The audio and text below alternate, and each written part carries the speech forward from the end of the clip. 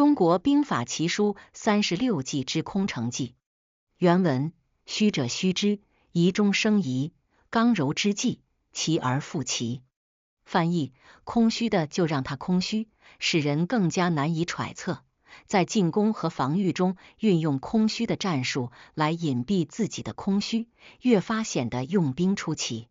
故事一：西汉时期，北方匈奴势力逐渐强大，不断兴兵进犯中原。飞将军李广任上郡太守，抵挡匈奴南进。一天，皇帝派到上郡的宦官带人外出打猎，遇到3个匈奴兵的袭击，宦官受伤逃回。李广大怒，亲自率领100名骑兵前去追击，一直追了几十箭地，终于追上，杀了2名，活捉1名。正准备回营时，忽然发现有数千名匈奴骑兵也向这里开来。匈奴队伍也发现了李广，但看见李广只有100名骑兵，以为是为大部队诱敌的前锋，不敢贸然攻击，急忙上山摆开阵势，观察动静。李广的骑兵非常恐慌。李广沉着地稳住队伍，我们只有100余骑，离我们的大营有几十里远。如果我们逃跑，匈奴肯会追杀我们；如果我们按兵不动，敌人肯定会疑心我们有大部队行动，他们绝不敢轻易进攻的。现在我们继续前进，到了离敌阵仅2里地光景的地方，李广下令全体下马休息。李广的士兵卸下马鞍，悠闲地躺在草地上休息，看着战马在一旁津津有味地吃草。匈奴部将感到十分奇怪，派了1名军官出阵观察形势。李广立即命令上马，冲杀过去，一箭射死了这个军官，然后又回到原地继续休息。匈奴部将见此情形，更加恐慌，料定李广胸有成竹，附近定有伏兵。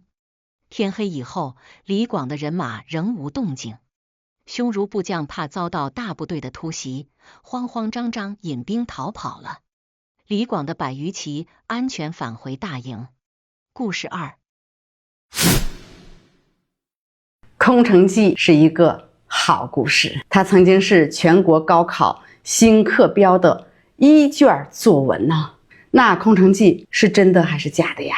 在《三国演义》的原文呢，它是这样写的：孔明分拨已定，先引5000兵退去西城县，搬往粮草。忽然10余次飞马来报，司马懿引大军15万往西城蜂拥而来。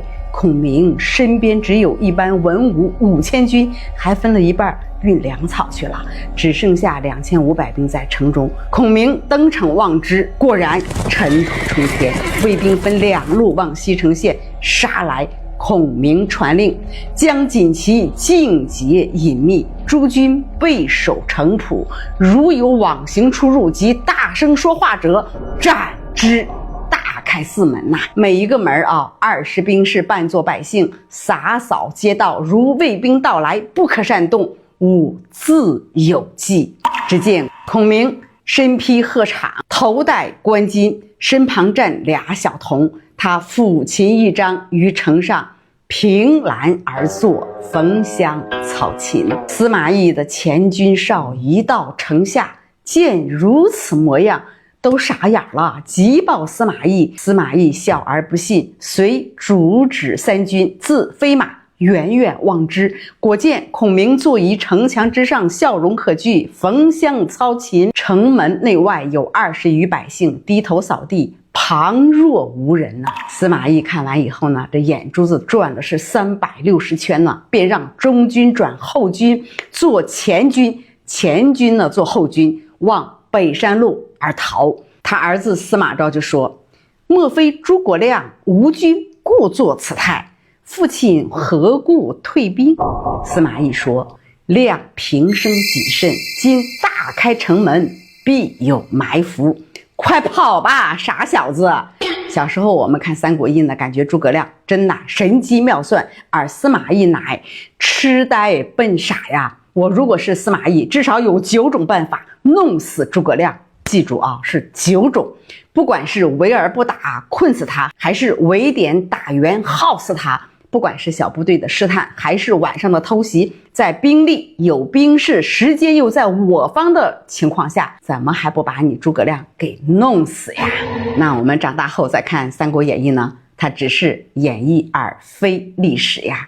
空城计发生在公元的228年，此时与诸葛亮对峙的魏军大将是张合，而非司马懿啊。此时的司马懿刚好平定孟达的叛乱，驻守在宛城，跟西城远隔那是千里之遥啊。从空间距离来看，完全不具备配合诸葛亮演空城计的可能性啊。这是觉得罗贯中老爷子对丞相太过偏爱到把什么借东风、火烧赤壁、空城计这种事迹呢，都安排到了诸葛亮的身上，那这太不合理了。罗贯中为了塑造丞相的形象，都开始罔顾事实了，而后来再读空城计，品出了更多的东西。原来经典就是经典，而能写出空城计的罗贯中老爷子，那才是真正的人性大师。首先我们来看，司马懿知道诸葛亮摆的是空城计吗？司马懿打了一辈子的仗，从后面司马懿谋取曹魏的江山就知道，司马懿那是智商高、情商高，除了血糖高的3高人士，他简直不要太明白呀。那我们再来看诸葛亮，他知道司马懿知道自己摆的是空城计吗？他太知道了，这就是高人的博弈和玩法哟。咱普通人玩不了这个把裤腰带绑脑袋上的事儿啊。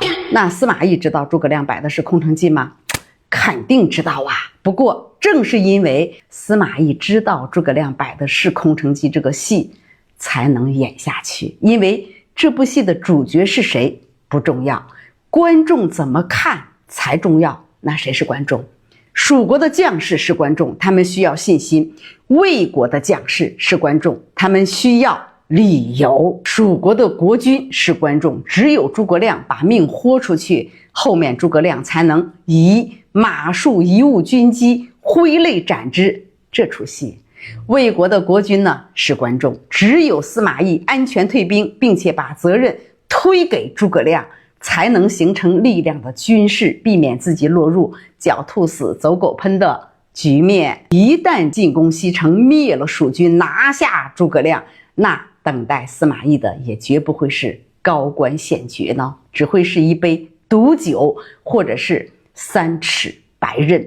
我们来看，正因为如此，才会有这出你知道我撒谎，我知道你知道我撒谎，咱俩就这么默契的玩。我们要知道，空城计的故事虽然是假的，但这个故事背后折射出的人性却是真实的。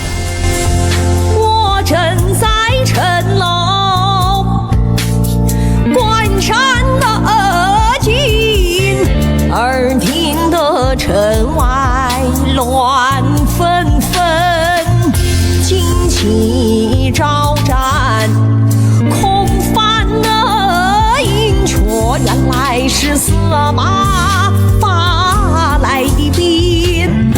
我也曾差人去呀打听的司马，你领了兵就往西